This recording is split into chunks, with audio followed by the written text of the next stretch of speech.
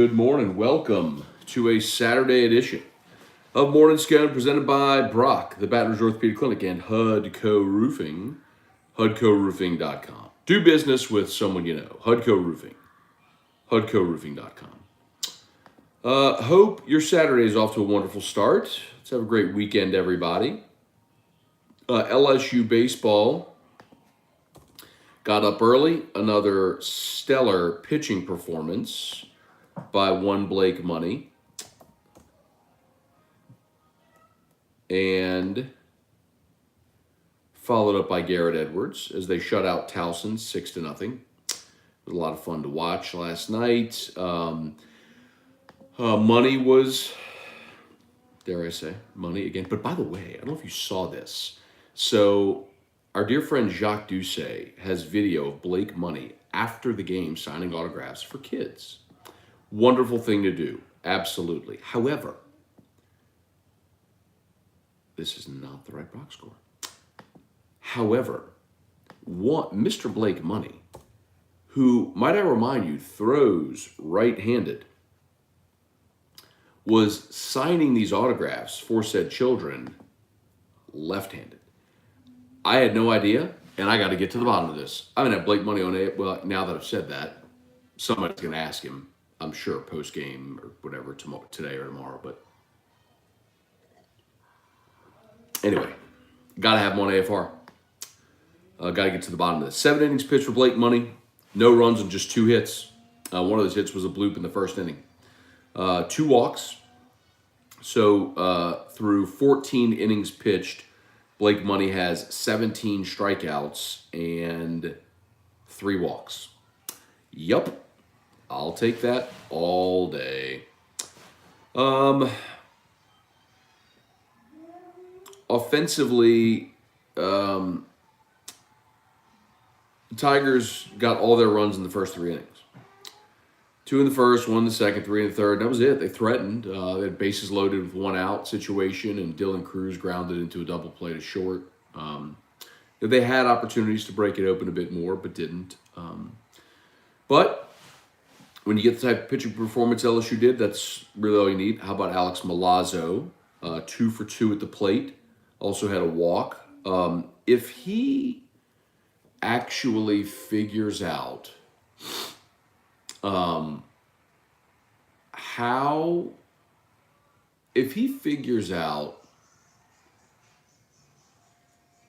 to, I don't need him to even bat 250. I just need him to have productive at-bats. Draw a walk. Get a knock. Get a ground ball, fielder's choice RBI. That's, excuse me. That's all I really need there. Anyway, so was a nice night for Dylan Cruz, though. 2 for 5, had 4 RBI. He had the other 2-run homer in the first, which was a bomb. So good night. Good night for LSU baseball, all things said. Basketball today, they take on Missouri at the Maravich Center, 7:30. So you got baseball at 1:30 today against Southern. Basketball at 7:30 tonight against MIZZOU. So if you're just going to spend the day out on campus, you go to the baseball game, maybe get the Pluckers, have a meal, and then get to the PMAC for the basketball game. I know LSU's running a promotion where you can get a ticket to each game for $11. So it's a pretty cool way for maybe families to get out and get to the ballpark and the Maravich Center, so affordably. Okay, let's say some good mornings here. Aaron Hornsby, Kelly Gross, Jason Truax, Luis Alaman, David Coslin, Ryan Amanda Guidry, Aaron Hornsby. What's up? Good morning, Bob Poole, Dylan Horn. Love the aggressive base running lately. You know what's interesting, too?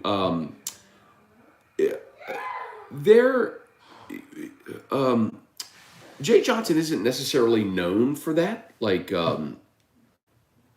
straight steals or anything like that, but they are going to be aggressive. Look, Barry got thrown out at home. There was a throw down to second base that went wide, and so Barry broke for home, and the well, honestly, now I can't remember if it was the second baseman or the shortstop now, but uh, the throw came home and they got Barry at the plate. It was reviewed because it looked like he missed the play, and as he was coming back, the catcher got him like on his chest as he was reaching, got him underneath. But either way, it was close play. But yeah, some aggressiveness. Yeah, there are opportunities to build that lead.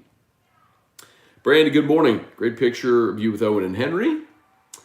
They look just like you. Maybe that's because you guys share the same barber. Not the first and won't be the last to make that joke. Yeah, so I got to meet my twin nephews. My sister Alicia had twins in November, but they live in Kansas City, so this was my first time to meet them. So, anyway. Excuse me. I'm always so congested in the morning. Sorry, I know that's gross. Y'all are just like hearing my postnasal drip. That's gross in the morning. I'm sorry, but I don't know what to do. I always wake up and it's just always right here, just flooding out of my sinuses. Trivia Carter, good morning.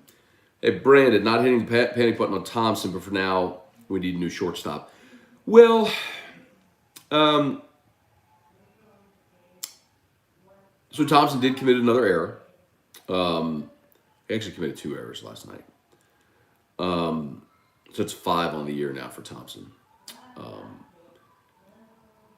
That's just not going to fly. It's back-to-back games with 2 errors. Now, he proved last year that he can play shortstop in the SEC. But they also have options. They did toy with Cade Doty playing short, throughout fall. And Cade can do it. You do have Collier Cranford still on the roster. And, Cranford's big issue is that he just can't hit. But defensively, probably the best defensive infielder they have. The question becomes, if you do move Doty over to short, then what do you do at second? Do you put Will Safford back in the lineup? Maybe. They'll have options, man. Just these guys are going to get opportunities, and it's who's going to make the most of the opportunity. I don't know that I'm going to tell you that Thompson's done at short. I mean, you're 5 games into the season. Yeah, he's kicked it around the last 2 games. But we'll see. We'll see what they do. Matthew Vincent, morning Scone. Which coach will make the biggest impact on defense? Oh, I'm sorry, on offense. Assuming you're talking LSU there.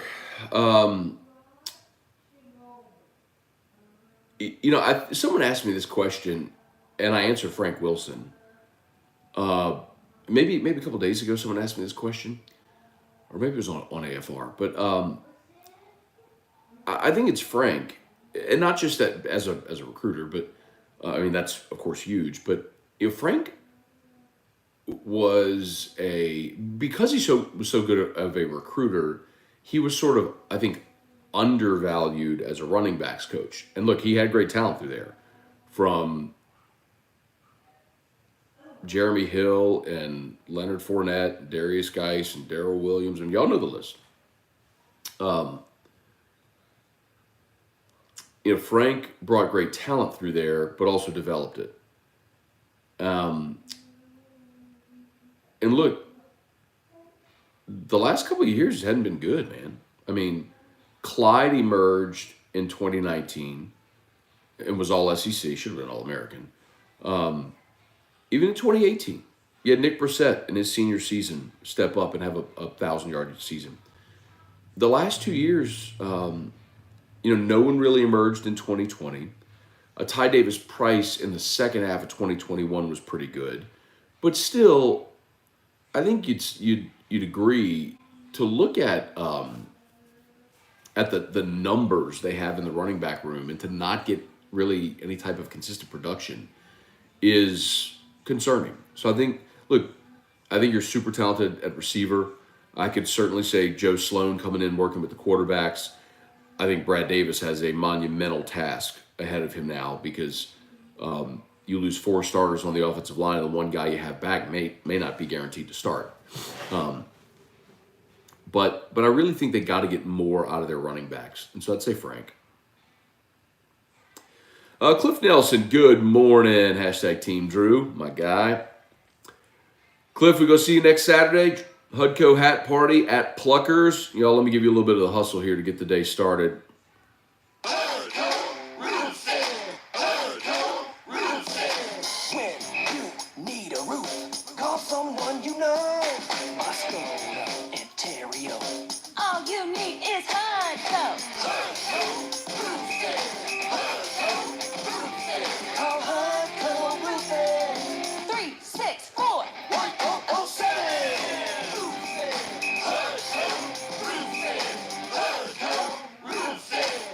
One week from today, Hudco Hat Party, 7 p.m. Pluckers on Nicholson. LSU baseball against Texas in the Shriners Classic out in Houston. So come join us, get you a hat. If you already have a hat, wear the Hudco hat you already have, please. Thank you. Glenn Garner, Tazzer Johnson, good morning, Pelicans whooped the Suns. They did. Stayed up and watched it last night, and then stayed up and watched the Lakers and the Clippers, which followed. Well, they didn't follow, but they overlapped. So I watched the end of Lakers Clippers. But yeah, man, CJ McCollum last night was awesome. It is so much fun to watch a guy that when you need a bucket is going to get you a bucket. Brandon Ingram was awesome last night, too. Let's see if I can find you the final stat line on that game. But anyway, what's super relevant about that, y'all, is the Pelicans were in 12th, looking up at Portland in the 10 seed with San Antonio ahead of them. So remember, 10 gets you into the play-in. And so the Lakers were in the 9 spot as well. So Pelicans made up some ground last night. Beating the Nets, not only that, but going on the road and beating the team with the best record in the NBA. So by a lot. I mean, the Heat lead the East with 39 wins. The Suns lead the West with 49 wins. Suns are 49-11 after that loss last night. So the Pelicans are 24-36. They are 1 game behind Portland, which is in the 10 spot. So Portland's 25-35. Pels are 24-36. So that was, and then they pulled within 3.5 of the Lakers in the 9 spot. So Clippers are sitting there in the 8 spot. But either way, point being, nice win for New Orleans to go on the road and beat the best team in the West by 15. And I know Chris Paul wasn't there, and I don't care. Cliff Nelson says, smash that like button, please. Smash that like button on YouTube, Facebook. Like the page, share the post. Appreciate y'all for being here as always. Where are we? Aaron Hornsby, what's up, Drew, in the background? Drew is right. You can see Drew right there. But Drew's awake. He's awake, and he's watching probably this show right now, right there in the den, on Erica's phone. So maybe at some point he'll come in here. Hey, Drew. No, he's watching Wheel of Fortune. Jonathan Martin, good morning. Jonathan O'Neill, Brian Wynn. Not allergies in Louisiana, no way, I know, right? And what's weird, Aaron, is I never had that. Like throughout my life, I never had allergies, but like in the last several years, I don't know what it is, but I take a Zyrtec or a Claritin or something like that every single morning. Like every morning I take one of those 24-hour, Claritin, Zyrtec, whatever.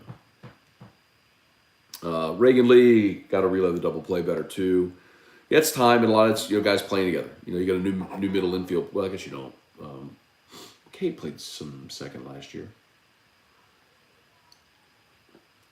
Let's see. Scotty Nero, is Bianco healthy? Haven't seen him in a game yet. No, I think it's either like a quad or a hamstring he's dealing with. But I'm going to tell you what, Scotty,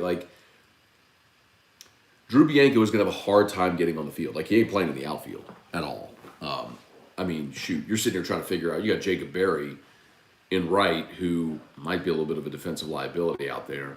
you still haven't found a way to get DiGiacomo in the lineup. I mean, Cruz is going to be in the lineup every single day, and Gavin Dugas is playing left, and he's all of a sudden smashing the baseball. You know, after really struggling in the fall, so he's going to play.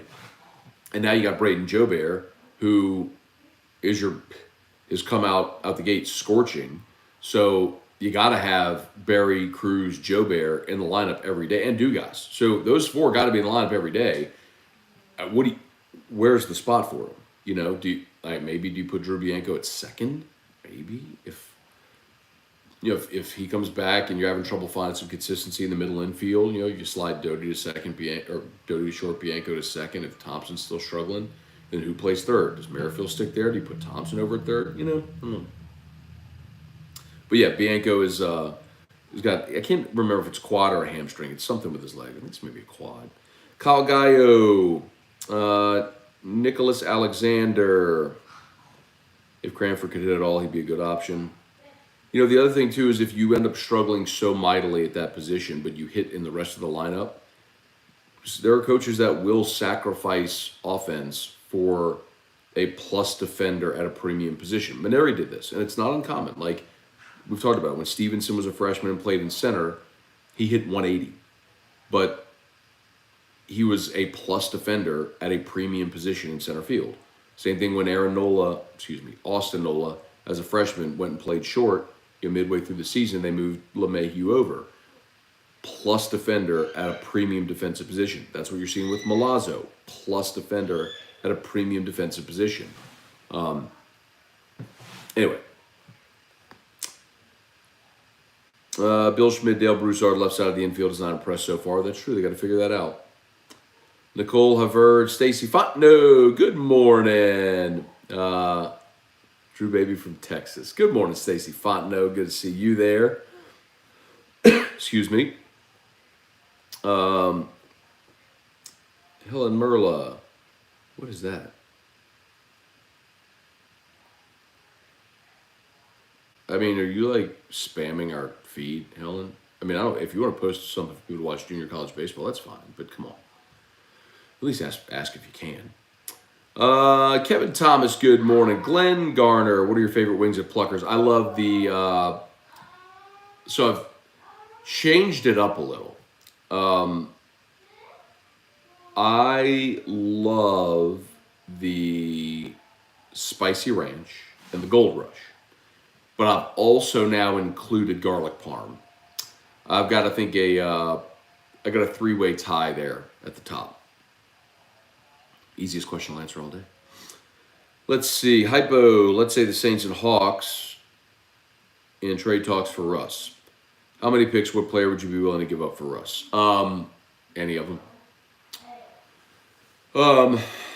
So we've done that before, you Tazzer, and what I've done is I've said, look at the Stafford trade.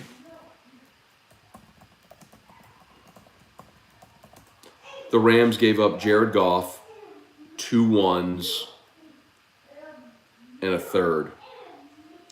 So you have to give up a player. I mean, that's the market maker there, right? So last year the Rams gave up 2 1s, a 3, and a starting quarterback. You don't have a starting quarterback to send, but you better believe you're going to send a starting player.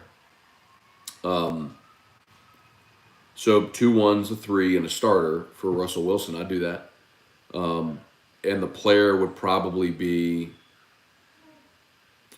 someone in the category of Eric McCoy, Ryan Ramczyk, Marshawn Lattimore, C.D. Deuce, someone like that.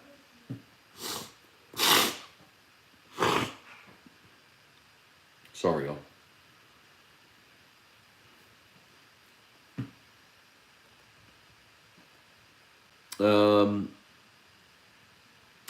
Derek Stingley falling in the drafts. I know we need a wide receiver, but if Stingley's there, do you pull the trigger? Stingley won't be there at 18. He will not be there at 18. Like that, I am quite confident in saying Derek Stingley will not be on the board at 18. So no. If he's there at 18, absolutely, because I think there's some great wide receiver value potentially in round 2, but he's not going to be there at 18. Is it my imagination, or is LSU having issues throwing to Tracy Morgan on first base? It's not Tracy Morgan. That's Trey Morgan. And, boy, they've made him work, haven't they? It's almost like they take for granted how good he's been, but he struggled to pick a few at Tech. And last night, there's at least one that's coming to mind. Money was still in the game, and it would have gotten him out of an inning. Money got out of the inning eventually. It was either the 6th or the 7th, but yeah. Trey Guy, Lance Dotel, LSU basketball needs this one tonight. Would love to see us play like we're capable of for a full 40 minutes for once. Yeah, man, last time it looks like we saw that was when they played Georgia. Yeah, but Georgia's no good, but neither is Missouri. And they definitely need to get this one. Absolutely, they need to get this one. How do you pay C.J. Gardner-Johnson? He's our nickelback, but has the impact of a starter. That's easy. I mean, your base formation is mostly nickel anyway, so he's on the field all the time.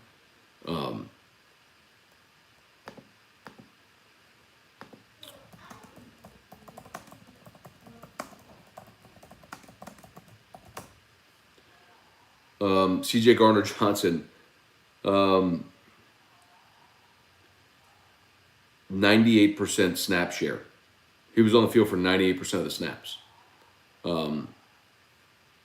So, I mean, guy never leaves the field. So, yeah, of course you pay him like a starter. Trey Guy, how's Drew and E-Rock? They're doing great. Thanks for asking. Bryce Burks, good morning. You have a good day as well. Should the Saints use a 2 or 3 on a running back? Yeah. I think if the right guy's there, they should. They need to add a complement to Kamara. Not in round 1, but because you're just not going to see round 1 running backs. Yeah, I think you'll see talented guys there in rounds 2 and 3.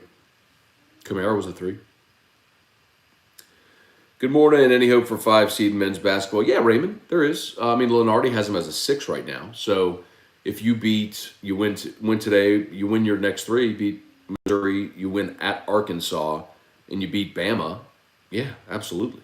I mean, your next Missouri. I need to check the net, but if Mizzou's a quad 2 or quad 3 game, it's at home, so it's probably a quad 3. But it's quad 3.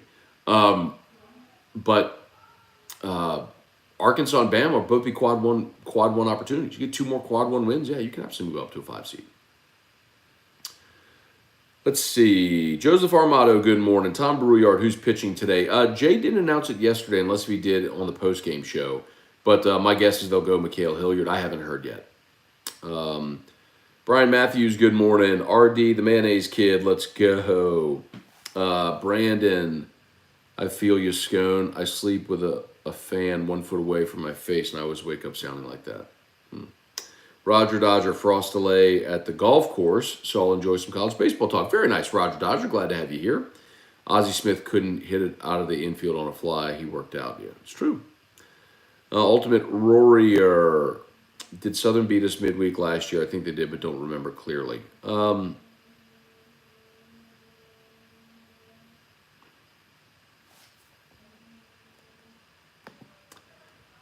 think you're right.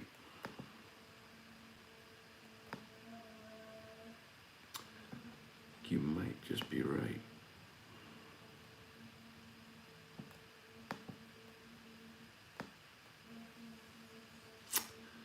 Let's see. Tigers beat Southern twice last season, 16-1, 10-2. LSU had won 14 games over Southern. The Jags posted a 7-2 win in 2019 at Lee Hines Field. 2019 was the last time they won. There you go.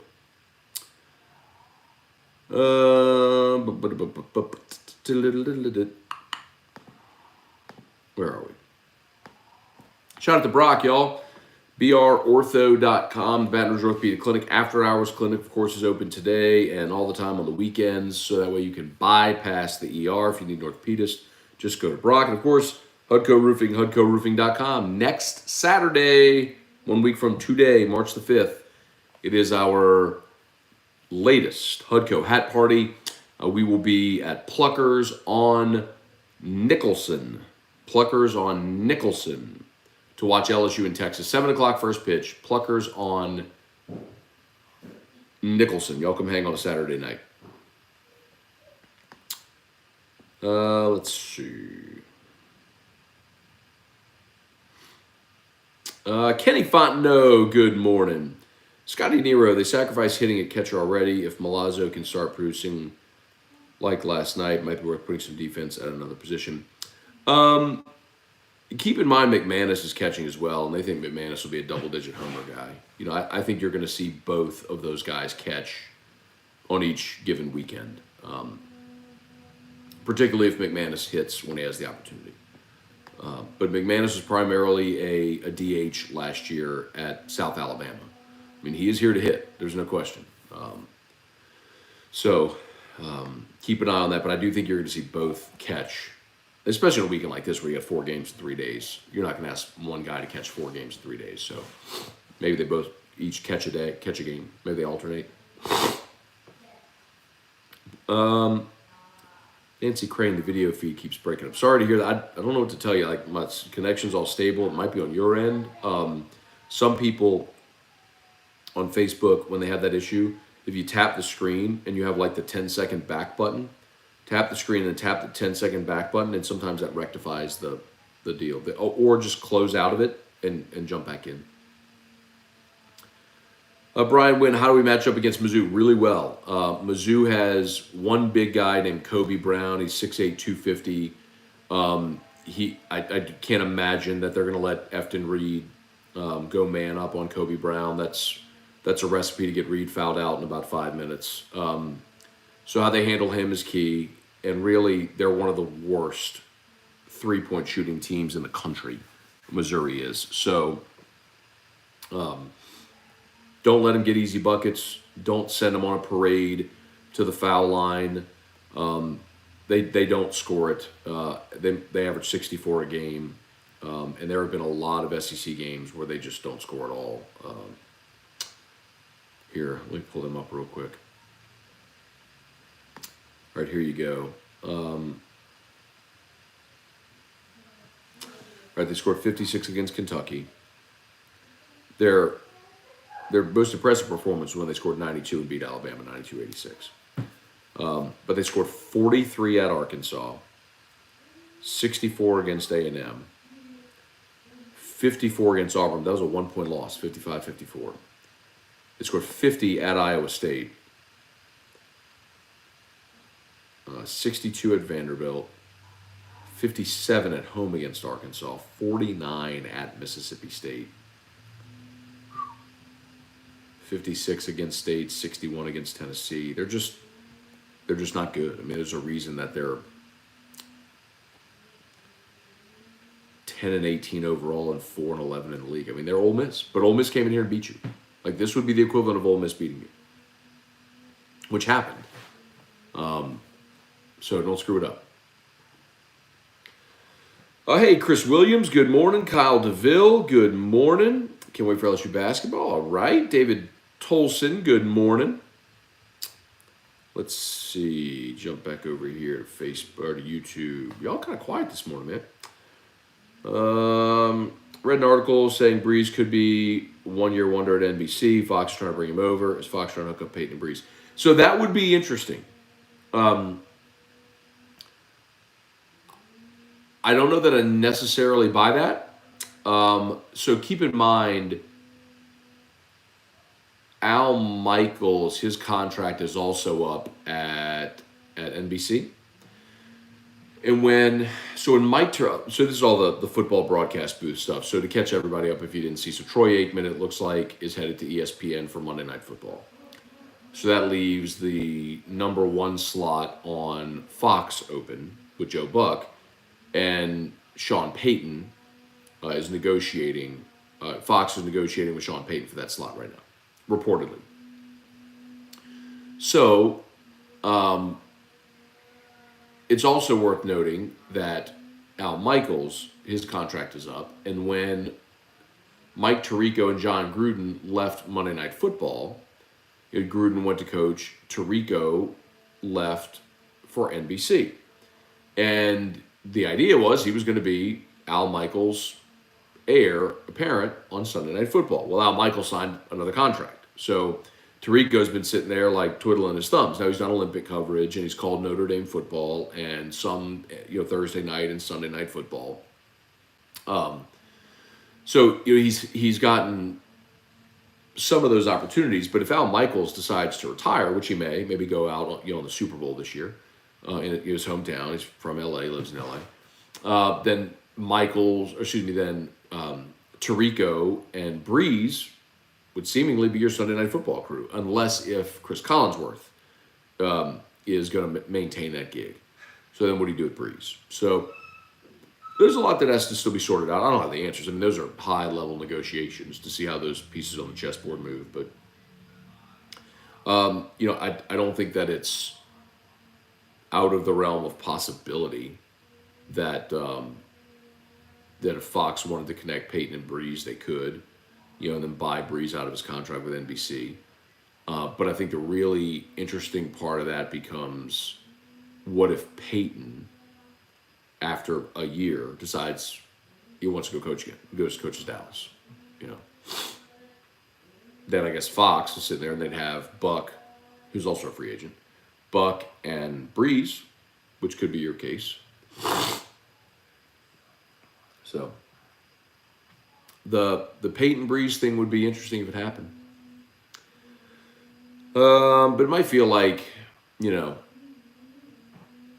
it might feel like a little inside baseball if those two got in the same booth together. They may speak their own language that might be lost on the audience. Brandon, this says the recipe for MIZZOU to shoot the lights out from 3 tonight. I don't think so, man. They're pretty terrible. E-Rock is going to love tomorrow's doubleheader. Let's see. David Wallace, glad I didn't play golf today. It's cold. Yeah, man, I'm not. Golf is not a cold weather sport. Then again, neither is baseball. Kyle DeVille, any news on Thomas coming back or being traded? Has anything been said about Kamara being suspended? So I'll tell you this again. Michael Thomas is not going anywhere. He is not going anywhere. The Saints even tweeted yesterday, Thomas tweeted something like, back to the grind, blah, blah, blah, whatever. And the Saints, quote, tweeted him with a strong arm emoji or something, whatever. Michael Thomas is not going anywhere. We've done this so many times now, but I'll do it again. I don't know where this conversation starts about Michael Thomas being gone. Number one, you were the worst passing offense in the NFL last year. Having Michael Thomas back makes you immediately better. Makes your worst passing offense in the NFL immediately better. That's one. Two, financially, there's no way you can stomach this. Michael Thomas has a $22.7 million dead cap number, meaning if you trade or cut Michael Thomas, he still counts $22.7 million against the salary cap. There is no way this year you purge Michael Thomas. Next year, the dead cap number drops to 13.8, and after that, it's 4.9 million. So it's a little more palatable down the road. But 22.7 million dead cap money in a year where you're already $70 million over the cap, and you're trying to find, room. That ain't the way to do it. To get rid of the best player at your greatest position of need to further damage you against the cap makes no sense at all. Michael Thomas is going to play for the New Orleans Saints in 2022, period. There is no feasible way they do anything other than that, unless if they are in full-on tank mode. I mean, if they're in full-on tank mode, then sure. But they ain't in full-on tank mode. If they're like the Dolphins were doing, and they're just fire sailing the whole team, okay, but they're not. So anyway,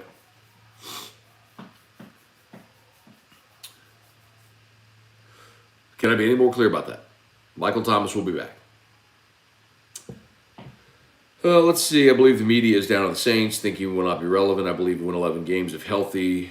That's with Winston at quarterback. Yeah, I mean, look, Tazzer, it's not the media's down on the Saints. I mean, the Saints missed the playoff and they were the worst passing team in the NFL last year. And yes, I'm with you. They won 9 games and they were a Rams gag against the Niners away from being in. I get it. I get all that.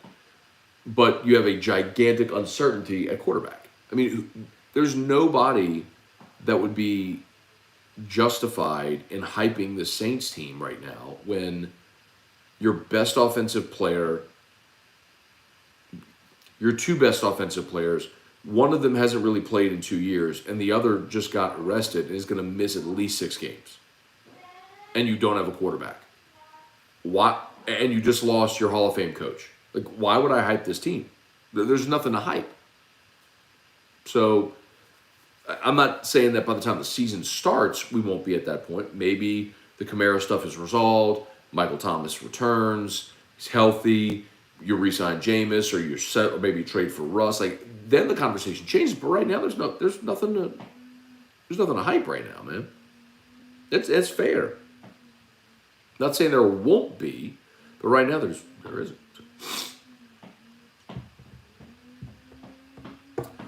Samuel Merrifield, still think Fontenot as a starter is still in the plan. Money in Fontenot as 1-2 could be scary. I know you could ask his mom. His parents just commented in the chat a bit ago. I don't know. Candidly, I don't know the answer to that. I mean, Devin told us on air that, that was part of the plan. I mean, months ago, that was part of the plan when he came back, was to get a shot to be in the rotation. Blake Money has clearly earned that spot on Friday. I mean, he had the stuff, and what has developed clearly is the poise and the command and all that, which is so impressive. I'll tell you one thing that I saw last night, and I'm just going to put it out there. He threw 96 pitches on a cold night in February against Towson. I don't need Blake Money throwing 96 pitches on a cold night in February against Towson. And not putting it on anybody, I'm just saying I would really like to maybe pace him a little bit better. That's all. But I love the idea of Fontenot, Raiselman, Fontenot, whatever order, 8, 9, as a setup and closer role. I mean, you just see that all over professional baseball now. I don't know if the first to ever do it were the Yankees in '95 with Mariano Rivera in the 8th and John Wetland in the 9th. But that was one that worked really well, and they've carried on since. And basically everybody does that now. You have your setup and your closer. So, and the whole objective behind that is you shorten the game, right? So if you are convinced that you got 2 dudes at the end of the game, if you have the lead through 7, you've shortened the game now. It's a 7-inning game because you're confident nobody's getting through against your setup guy or your closer. So,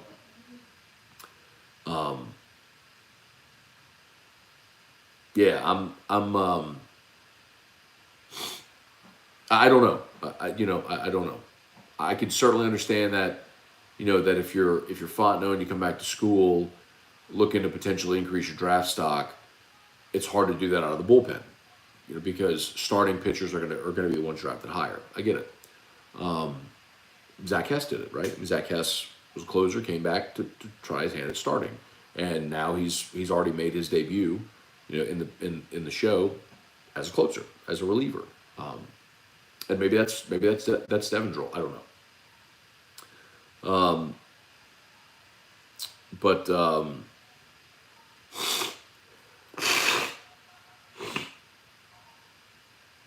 sorry.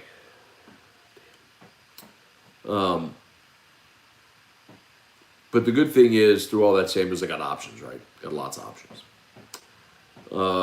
Robbie Welber, morning, Matt. Congratulations on meeting the twins. Hope Drew's excited about them as well. So he doesn't really know. He doesn't really understand. And I just went yesterday to meet him. So Erica stayed home with Drew. But But yeah, but it was cute. So for those who just joined, my sister had twins back in November, and I got to meet them last night for the first time. So that was great. Kyle DeVille, Pels look good against his son. Any word on Zion returning? Not really, man. He's working out in Portland, apparently, at the Nike facility.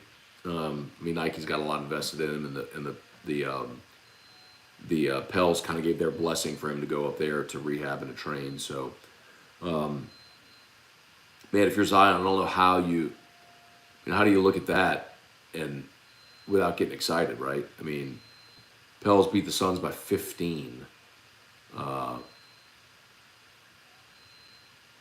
Last night. So,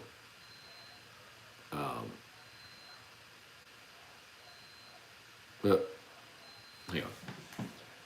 You go on the road and beat the best team in the NBA by 15. Shoot.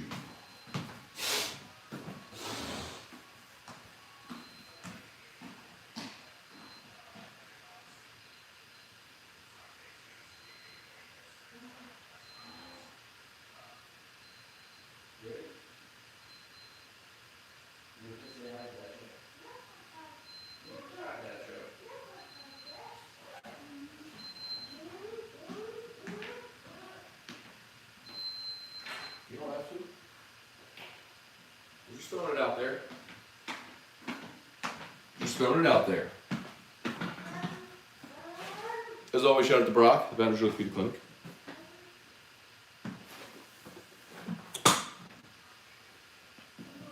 Hudco Roofing, HudcoRoofing.com.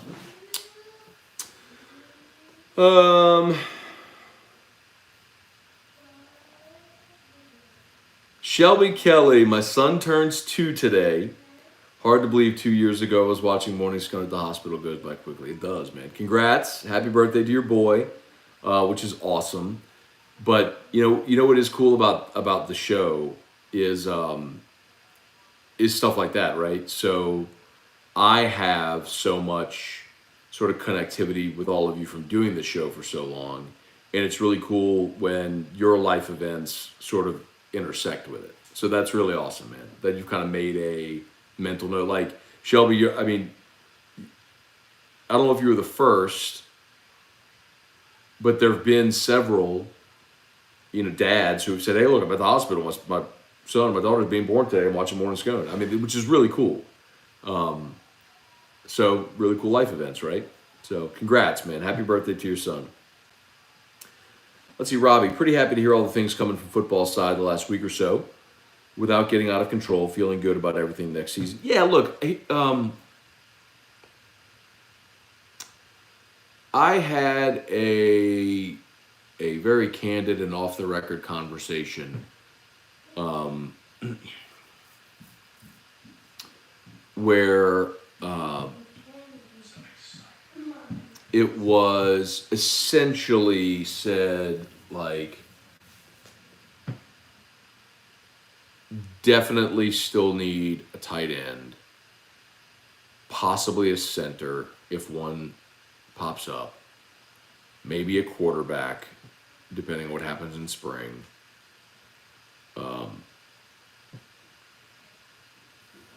Feel real good about defensive line. You're welcome, Drew. Got enough bodies at linebacker to make it work.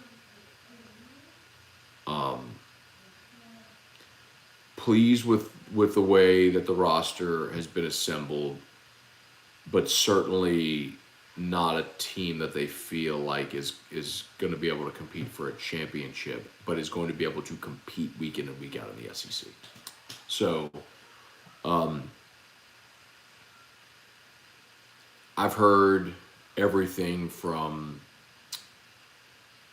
7 to 9 wins is what kind of the feeling is on this LSU football team. I do think 9 is probably the ceiling for them. I think 9-3 with a bowl win to get you to 10 would be awesome. I mean, I think that would be a really, really solid start. I mean, I think so many of us, our minds are still in 2019, and you forget that it's been 2 years of 500 football. and you lost a first-round pick in Elias Ricks, a first or second-round pick in Dwight McGlothern. Um, you know, really don't know how good you are at quarterback. So you got a lot of questions. You've answered a lot of them, but you still got a lot of them. So, yeah, man, I would love to see this team go 9-3, basically repeat the 2018 season. Go 9-3, win your bowl game, get to 10. That 2018 team scored a road win at Auburn, blew out Georgia. Had some really nice wins.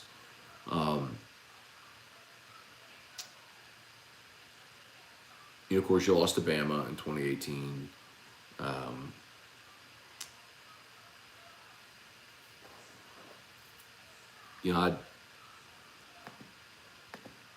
You lost to A&M in the 7 overtime game.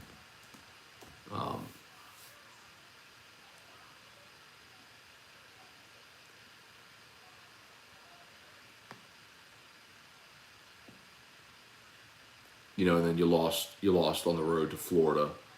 A really tough day, in Gainesville. So if it's that kind of season, man, I'd be pretty excited about it.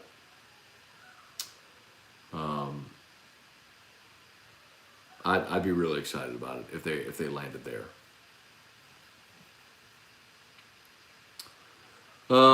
Where are we? All right, let me jump back over here to YouTube. Smash that like button, YouTube. Thanks for watching. 72 hanging out with us. Only 27 likes. Could you just please take a quick second? I know I say it all the time, but it helps so much with the algorithm, with YouTube showing this video to other people if you hit the like button. So if you're watching on mobile, you see the chat. You just X out of the chat, and then you'll see the option to hit the thumbs up button. Just hit the thumbs up button. Then you just hit live chat again, and you'll see all the comments come right back. So if you would just take a quick minute, a quick second and do that, that'd be awesome. Facebook, if you would please share the post, that's awesome. We appreciate you. Let's see, Dennis Allen needs to come out with guns blazing this year, I believe. Make or break year if he only wins 3 or 4 games. Man, I would be stunned if the Saints only won 3 or 4 games. But it really depends what happens at quarterback, right? Adam Fontenot, Matt, have a friend who does everything right-handed except for writing. That's crazy. So for those that missed it, I mentioned at the start of the show, but Blake Money, of course, throws mid-90s with his right hand. But last night after the game, he's signing autographs with his left hand. That just blows me away. I'm kind of ambi in that, I throw with my right hand, I write with my right hand, I bat left-handed. Played hockey left-handed as a kid, street hockey. I play golf left-handed. But actually, naturally I would swing left-handed, but I only had right-handed clubs, so I learned to play golf right-handed. So, it's funny, I actually have right-handed clubs, but a lot of times I'll putt left-handed if I have a flat putter. So, anyway, so some of that stuff I share, but the thought of writing left-handed and throwing right-handed is super bizarre.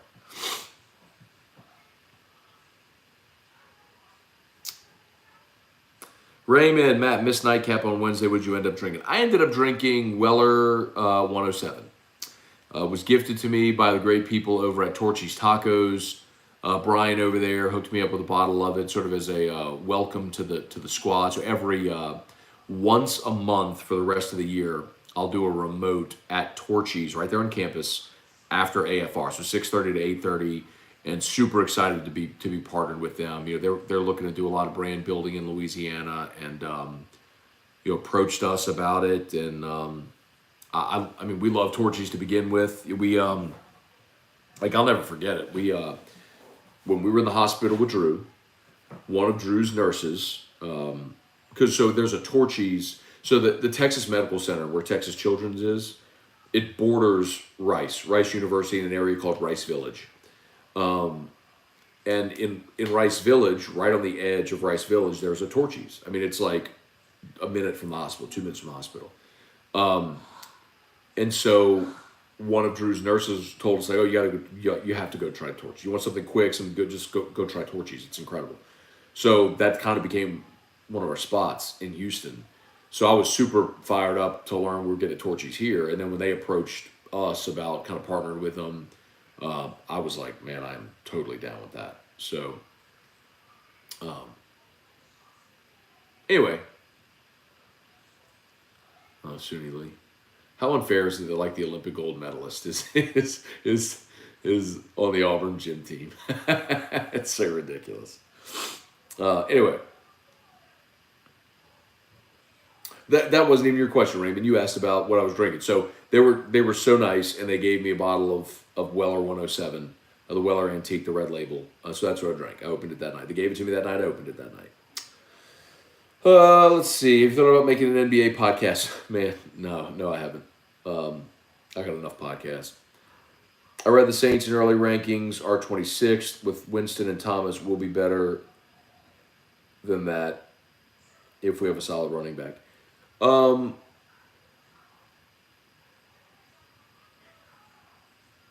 mean, I wouldn't honestly go much lower than where they are right now. They'll draft 18th. So I don't know that I'd go much lower than that. 26 seems, well, I mean, then again, it's the Sean Payton factor, right? I mean, head coaches matter. We saw that in 2012. Saints went from the best team they ever had in 2011 to 7-9, missed the playoffs, worst defense in the history of the NFL with Sean out. So it matters. See what DA can do. Greg T. I see where Gamecoin signed all the LSU dance team as well. Mailer says he wants thousands of athletes ready to go by the time the platform launches, buying folks before this thing explodes. Yeah, man.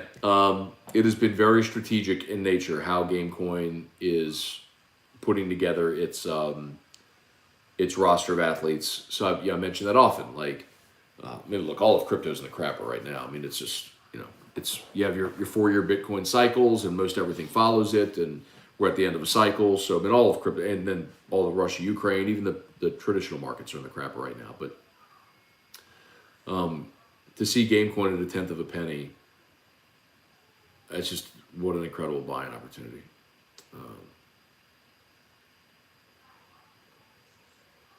But yeah, so this week, Gamecoin announced deals with the Tiger Girls, who of course won the national championship for the dance team, men's and women's basketball, LSU baseball, and gymnastics. So 5 teams they announced deals with this week. Cliff, tell Pluckers to make sure they have enough Sazerac in stock. Okay, I need to make sure that they carry Sazerac. I don't know if they do. I'll make sure though. With the Kamara issue, do we keep Ingram? At the right price, maybe. I'll put it to you this way. I'd sign Mark Ingram on a non-guaranteed 1-year deal. Let him come to camp and see if he wins the job, great. If not, you draft a running back who comes in and beats him out, or if Tony Jones Jr. beats him out, great. Matt, is it true you're going to dance video with the LSU dance team to promote the Gamecoin signing? If they wanted me to, I would 100% do it without hesitation. Nobody's asked, but I would. Absolutely would. Joseph Fallsgraf. I have similar sinus issues, bud. Find it works better if you rotate the sinus OTC mix or every month. Oh, that's good to know. Allegra Zyrtec, God, that's good to know. I will. I didn't know it did. We have before. I didn't know if it did that often, though. But Glenn Garner. I do everything right-handed except right and eat. Interesting. Wendell Norman, good morning. See, my parents, when I was little, they said they didn't know if I was going to be lefty or righty because I would switch hands when I would eat. Sometimes I'd go lefty, sometimes I'd go righty. So some of that's stuck. Wendell Norman, good morning. Let's see, Taz, I see all the drink behind you. Do you have a box of cigars somewhere over there?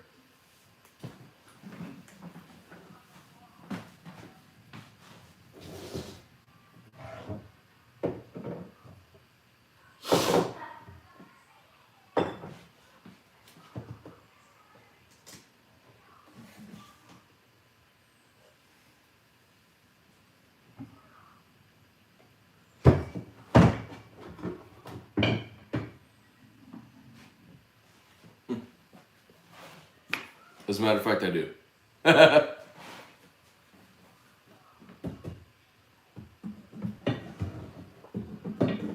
There. Sorry.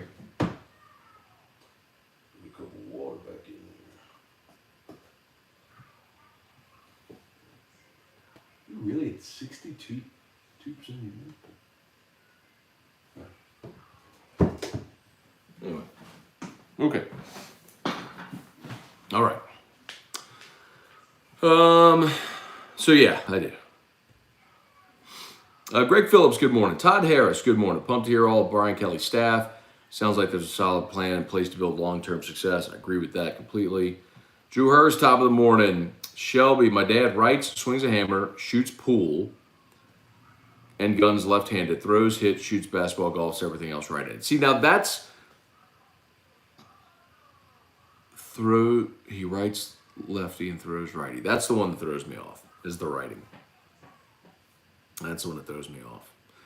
All right, yo, we might be just about done here. Appreciate y'all for hanging out. Matt, if you're stranded on an island with only one bottle, what would it be? Pappy 15. I think Pappy, the Van Winkle 15 year, I think is the best thing I've ever had. That would be my choice. A lot of people say the Van Winkles are hype and it doesn't really hold up. I disagree. I've done blind taste tests every time. It always holds up. Every time I've done a flight, I think it always holds up. So I think the 15 is the best one of them all. Debbie Jenkins, good morning. All right, we might be just about done here, y'all. We are? Okay. Y'all have an awesome day. If you haven't done so yet, please smash that like button. As always, shout out to Brock, the Baton Rouge Orthopedic Clinic, Hudco Roofing, HudcoRoofing.com. We are doing inspections. A lot of people actually have just this week called us for inspections for Ida and actually for hail from last spring and got their roofs bought by insurance. So HudcoRoofing.com, fill out the contact form, HudcoRoofing.com. If just one person, there's 68 here on YouTube, 18 still on Facebook. So we're talking about nearly 100 people watching, 80 people watching. If one of you would go fill out the contact form at HUDCO, that would be awesome. Let us come do an inspection on your roof. I'd be fired up. Have an awesome day. We appreciate y'all so much. Busy LSU sports day with baseball and basketball. I will be back tomorrow to cover it all. Peace. See y'all.